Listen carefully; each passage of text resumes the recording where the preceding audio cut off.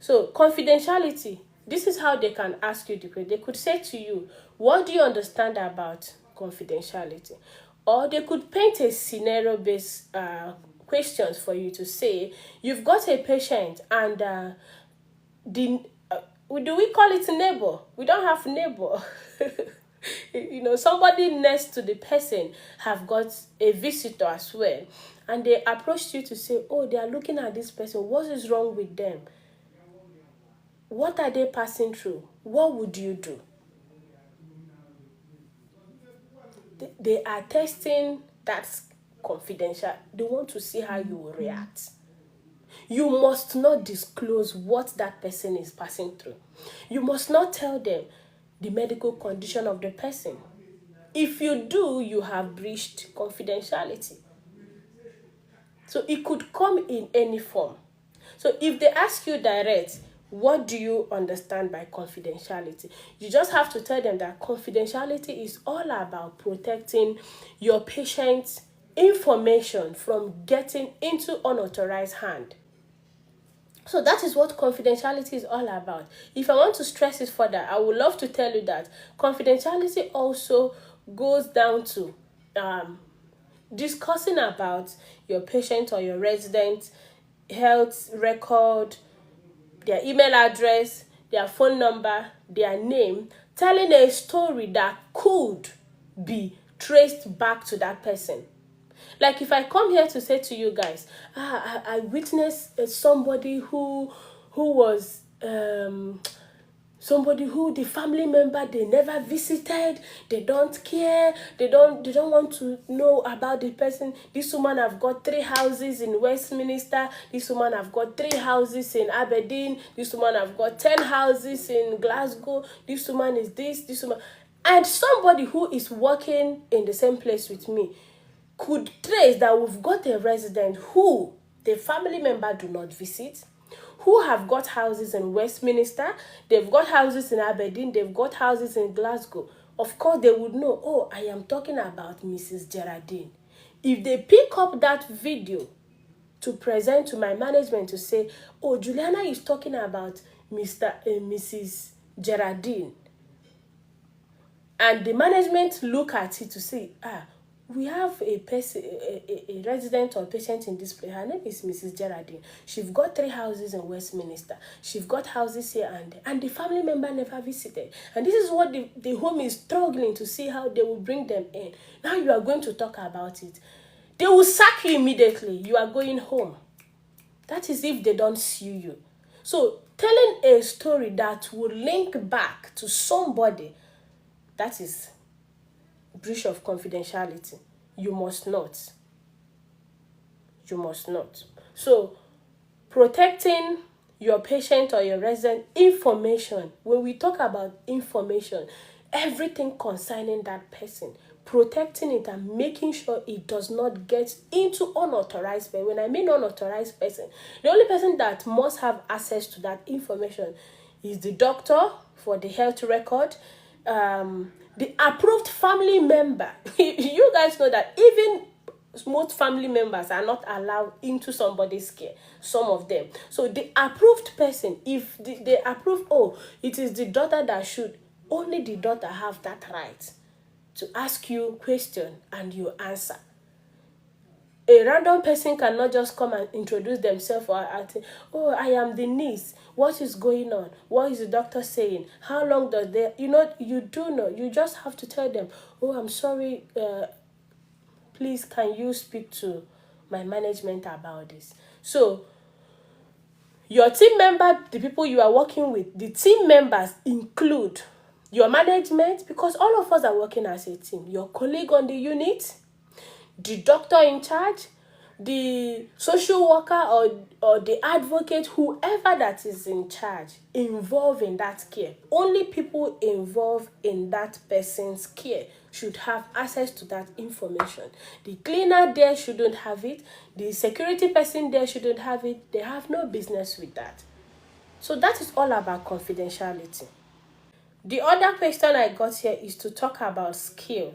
How did you put that question? What skills and qualities or life experiences would you have do you have that you feel will help you to succeed in this role? Okay. Before I go into answering that question, I'd like you to understand that as a healthcare assistant, you are expected to have empathy.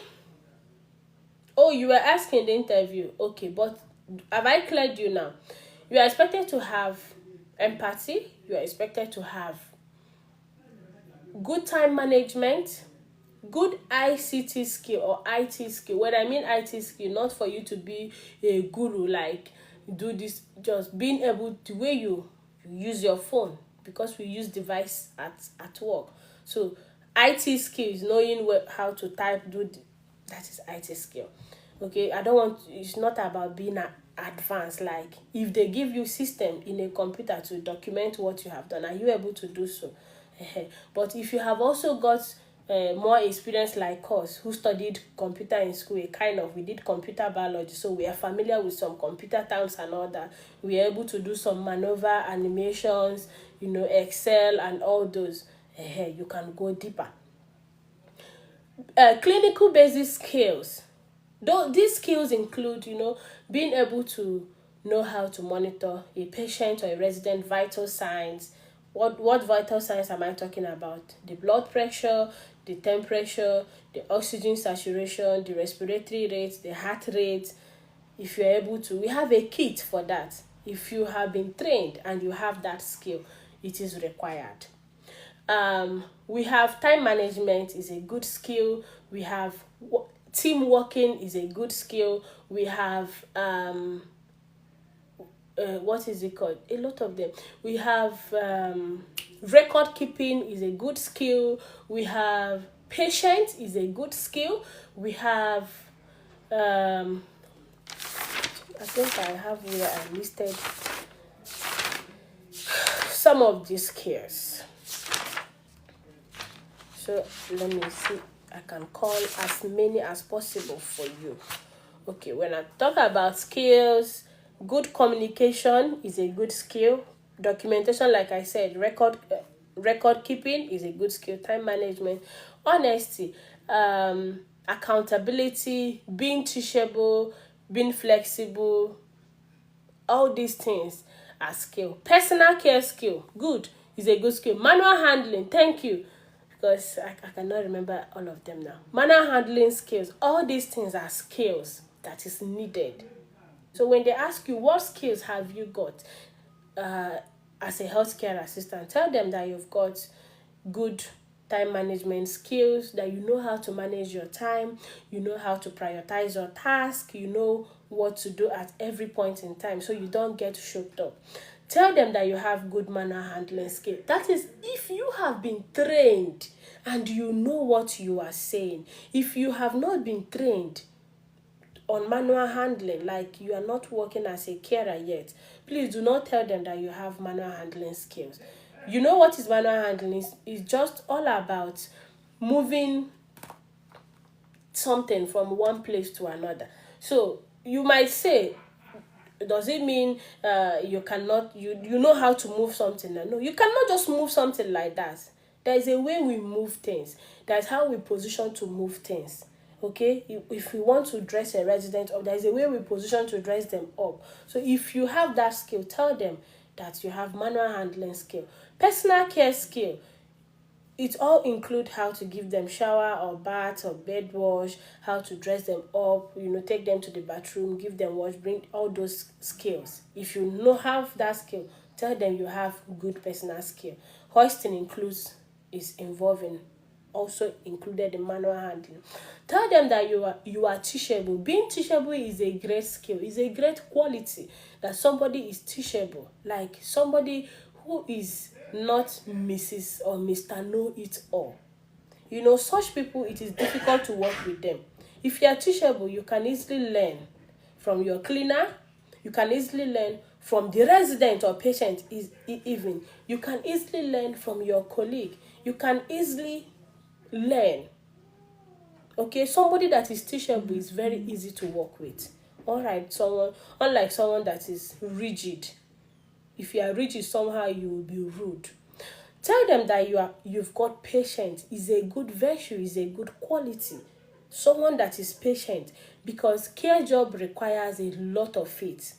If you are not patient, you will finish them. You will commit all sorts. Because what? They will push you to the wall to do that.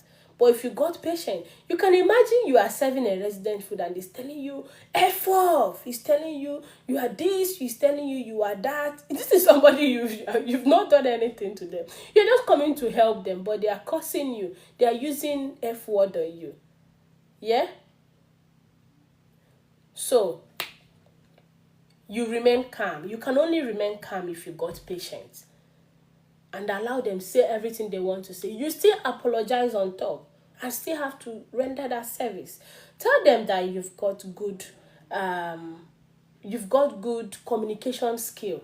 Communication skill is just the way I'm communicating with you. When you have a good communication skill, it will enable you to know how to manage your colleagues and your residents. Speak to them in a very clear and straightforward manner, in a way that you say something, somebody will not turn it to say, oh, maybe this is what she meant. Trying to understand what you meant about something. No. Speaking to them in a way they will understand. Knowing, when we talk about communication, remember, it's not about talking. Your body movement is a communication.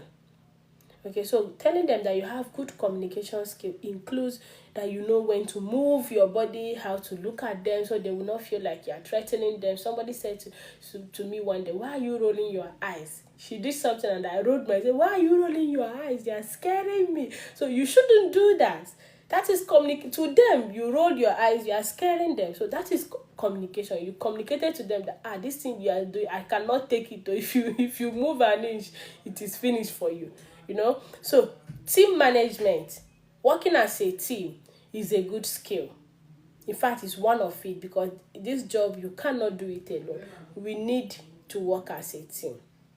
I've talked about basic clinical skill. I've talked about IT skill. I've talked about personal care skill. I've talked about manual handling. Yeah. I've talked about accountability, telling them that you take account for whatever thing you've done. You don't try to hang it on someone else. Whatever thing that comes out, you take account, you're accountable for it, you learn from it, and you improve on it. Tell them that you are honest, however, whichever, whatever that goes wrong, you come out to say it. That is where duty of candor comes to play. You come out to say it the way it is. I have done this, I've made this mistake. You learn from it. So that is it. I think I've done justice to that 2 questions. If you see a colleague of yours hoisting a resident and you notice he or she is not doing it well, what do? If you have been trained on how to do it, and of course you have been trained for you to notice they are not doing it well, what do? You help. You intervene immediately because the resident is at risk, and show them how to do it. That is what to do. You don't just go and report them that, they are not doing it. No, you have to intervene, help, and show them how to do it. Now, you can suggest to the management or the senior that, I noticed this person do not know how to do this. I've shown them how to do it. Maybe they need some training. That is recommendation. You're not reporting. Okay? So that is what to do. Sometimes they ask, what skills have you brought to the table if they hire you? Wow. What skill am I bringing to the table if you hire me? I am bringing good personal skill. I understand what hygiene is all about. I am bringing good communication skill. This communication skill will enable me to know how to communicate to my resident. For them to understand, they need to have their shower. Because most times, personal skill is difficult. If you do not have good communication skill, you see how they are going hand in hand. If you do not have good communication skill, you are most likely not to complete that task. So, you know how to speak to them. And they will understand and be able to give you a chance to attend to them. That is good personal skill. So, you know what to do, things to put in place. So there will be no case of fall or anything. You are bringing good problem solving skills. You are not the type that is always pinpointing problem. No, you are always at the end to solve that problem. You are bringing good IT skill. You have in fact, if you are exceptional in IT, tell them that you are good with Excel. If they need you to help them in anything, calculations, or you are good with that. You are good with documentation. Tell them you are bringing good documentation skill, that you understand as a carer, as a healthcare assistant. If you do not document it, if you do not record it, it never happens. So you take documentation so serious. You record what you offer to a resident, what they have accepted and what they have refused. You are bringing good documentation skill. If you notice any signs of abuse or neglect, that you document it and you report it to the right person. So the right thing have to be done. Tell them that you are bringing good basic clinical skills, that you know how to check your resident vital sign, the patient's vital sign. You don't need to be told. You know at intervals when to check it, and you know when to report in case you see any abnormalities. You are able to check the resident temperature, check their blood pressure, check their oxygen, check their respiratory rate, their heart. You have that skill, so you are bringing it to them. Tell them you are bringing teamwork, that you work as a good team. You know when to help, you know when to, what are you saying? So this, that's asking you the same thing. You just have to put it in a way, in a more convincing way. Like I said before, interview questions are always the same, but could be presented in different formats. Now, whichever format they present it to, answer it like that. Follow that format and answer. This question you ask, somebody went for interview, they asked her the same question, and I made a separate video about it. When they ask you, what are you bringing to our team? These are the things I'm bringing to the team. So you just have to sound more convincing. Just like this person, they ask her, what do you know about safeguarding policy? You finish telling them that it is a policy put in place to protect the vulnerable people's wealth and well-being. You go forward to tell them that as a healthcare assistant, this is your duty. Being convincing is very, very important. Convincing, not just answering it like somebody who have crammed it, but answering it as somebody who know what they are saying, who knows what they are doing, who have got experience in one way or the other. Okay, paying attention to details. Thank you so much. That thing is a very good skill. Paying attention to details is a very good skill. In fact, there was experience I had at work some time ago, paying attention to details. And my manager commended my team for that. If we had not paid that attention, it might land us into trouble. So paying attention to details is just like last week, my son was admitted in the hospital. What happened? He came back from school. He was he's a very vibrant boy. He doesn't stay. He's hyperactive. But this boy was crying, want me to put him on my back. He was unusual. It continued happening up until around 9:10. I had to call ambulance. I was not saying maybe he will be fine. No, I had to call ambulance. I was paying that because I have known my son very well. So for him to go that low, something is wrong. Even though he's not running temperature, nothing. Something might be wrong. And we got to the hospital, something was wrong. He was bleeding in the stomach and vomiting blood. So paying attention to details is very, very important.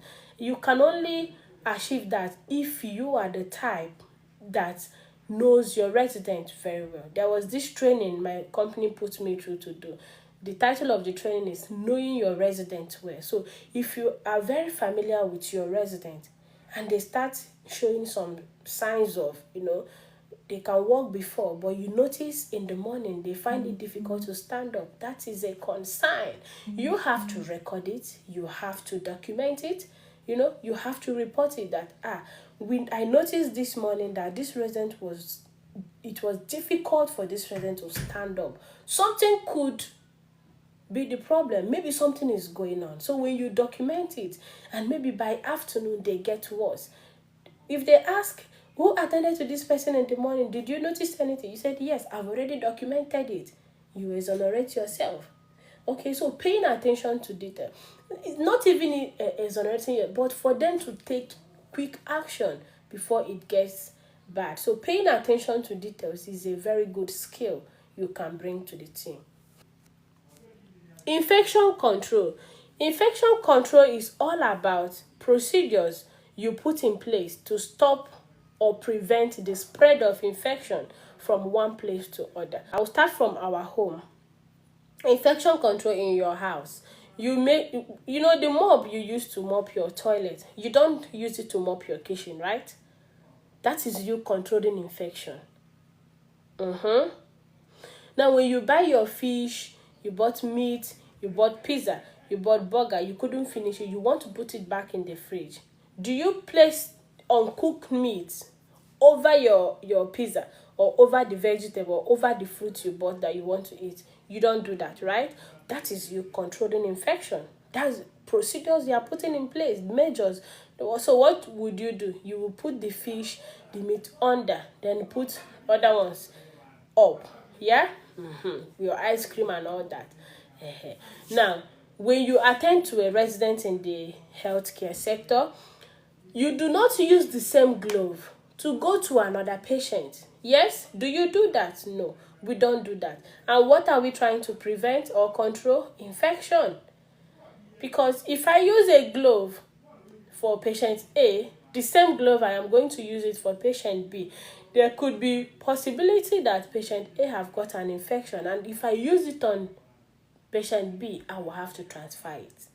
So to stop that, to prevent that, after attending to patient A, I will take it off and put it in the correct bin, put another one to go to resident B or patient B. So this is what infection control is all about. There are measures we put in place to stop or prevent the spread of infection.